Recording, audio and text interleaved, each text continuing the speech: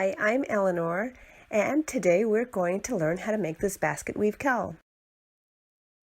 We're going to start with a long tail cast on, and you'll want to cast on 30 stitches to begin.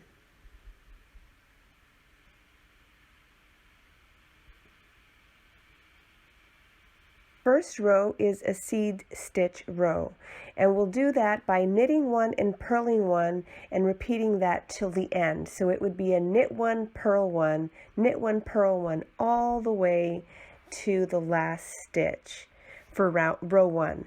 Row 2 will continue in seed stitch by knitting and purling again. So the previous stitch would be a purl stitch and you would knit the one above it. You'll continue in that pattern until you have 3 inches worth of seed stitch. Now the fingers, that's what we call those dividing bits of that basket weave. They're accomplished by knitting 6 stitches at a time. So we're going to knit the 6 stitches and ignore the remaining 24 stitches. We're not going to do anything with them just yet.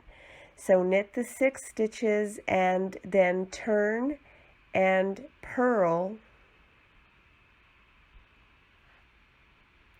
You'll want to turn and purl those 6 stitches and then continue in stockinette. So if you knit the first one, you'll be purling the second row and then turning it around again to knit the other side and stay in stockinette pattern.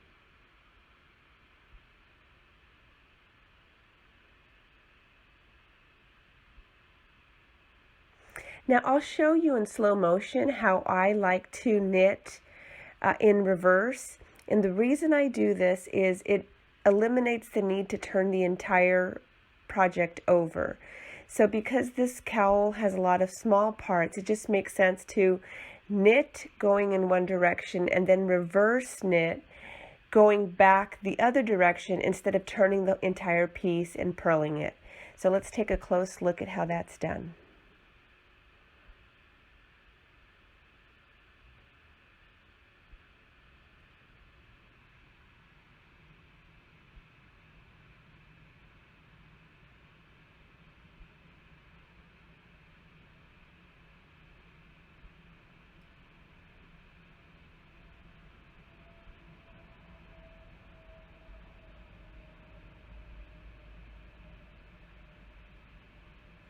And we'll knit back.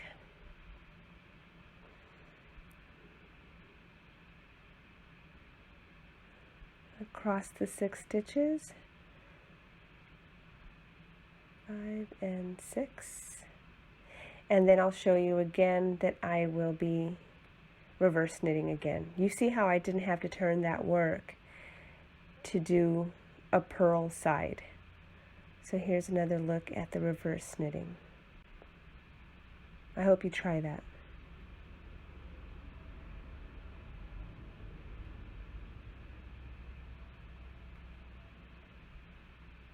Now we'll stay in this pattern, the stockinette pattern on those 6 stitches. We're going to continue just working those 6 stitches and ignoring the others until this finger measures 5 inches. So you'll want to make sure that you end on a knit side. Then we'll move those 6 stitches onto some waste yarn or a stitch holder and just tie it tight so it can kind of hold its place.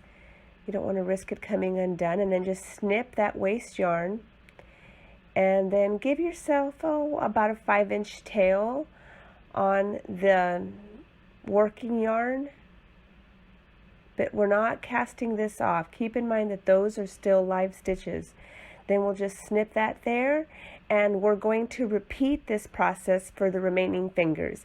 If you'd like to follow us on Facebook, you can do that at sweetdeviation.com, and here's some other videos you might enjoy.